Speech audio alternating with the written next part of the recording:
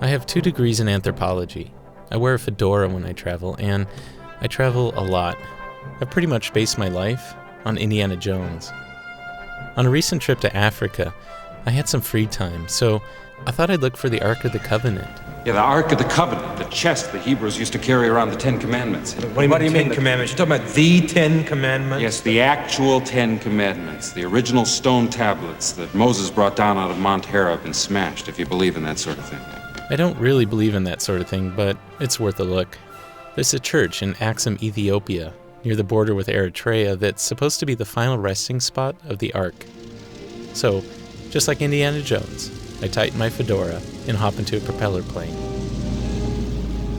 I pictured myself traveling on a red line, moving up a parchment map of Africa, not cramped in an old Russian Fokker 50 with fading Air Ethiopia paint job on the sides. Nearly 3,000 years, man has been searching for the Lost Ark. Not something to be taken lightly. No one knows its secrets. It's like nothing you've ever gone after before. The story of how the Ark ended up in Ethiopia goes like this. Around the first millennium BC, the Queen of Sheba went to visit King Solomon in Jerusalem, who insisted she not take anything of his. Fine. But late one night, after a strategically spicy meal, the Queen downed a glass of water the king had left by her bedside. In the morning, the tricky Solomon demanded something in return. She went back to Ethiopia, pregnant. When their son came of age, he visited his father in Jerusalem. In revenge, the son made off in the night with the tabot, the Ark, returning with it to his kingdom in Ethiopia. የአውሮፕላን ሞተሮች አችሁ እንደተቀመጣችሁ ትቆዩ አሳስባለሁ። Ladies and gentlemen, we have just landed at Axum Airport and the time is 20 minutes to 11 a.m. In a crowded mini-taxi into town, I asked the driver if I could see the Ark. We believe that the Ark Covenant is here. So where? And you are lucky you are going to see and visit the home of our covenant. Driving from the airport into town is like driving through the Three Little Pigs pop-up book. Beautiful circular mud huts with traditional thatched roofs give way to corrugated roofs, then concrete block buildings once we reach the paved roads of town. A word about Ethiopia.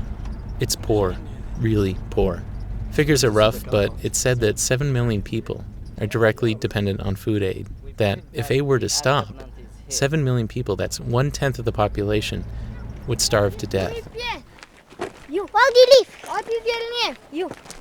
Everywhere I go, I have to push my way through children with big eyes asking me for money. But mostly, they're asking me for pens. Give me a pen. The location of the Ark, unlike the film, isn't exactly hidden. In fact, it's on page 45 of my Lonely Planet guide. It sits in a church, right in the center of town. Amplified prayers are read all throughout the day in Giz, the ancient biblical text, and then Amharic, the local language.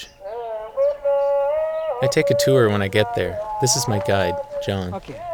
First start, welcome to the Axum Zen church. And this was is here, the first church in Africa. Okay, so the Ark is here. Yes. Have you seen it? No, because the Ark was only kept by the famous monk. The famous monk is not allowed to the compound place. The life of the monks inside.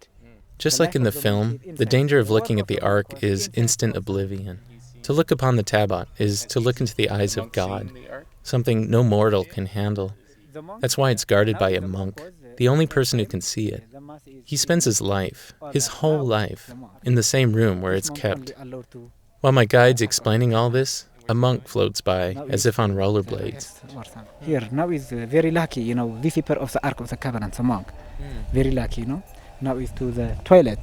This monk only allowed to the Ark of the Covenant. And where's he going? The toilet or the rest, yeah.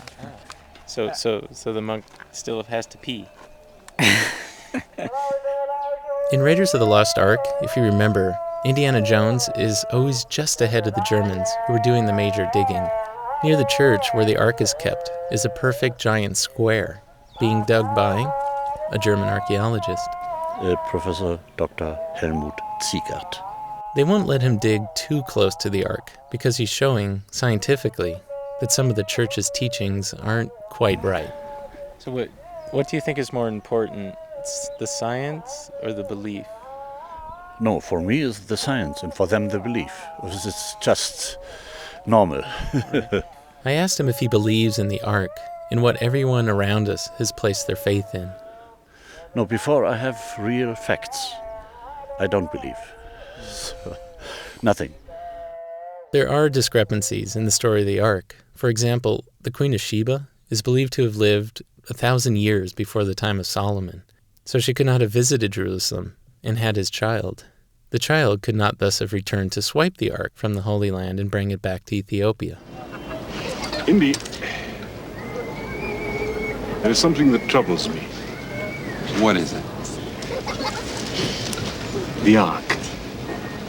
If it is there, then it is something that man was not meant to disturb. Death has always surrounded it. It is not of this earth. Beggars and orphan children, elderly and the blind, all stretch their hands to me in a lifelong, palm-out gesture. A legless man with flip-flops on his hands shuffles underfoot. Lives waiting for the promise of heaven from their own personal hell.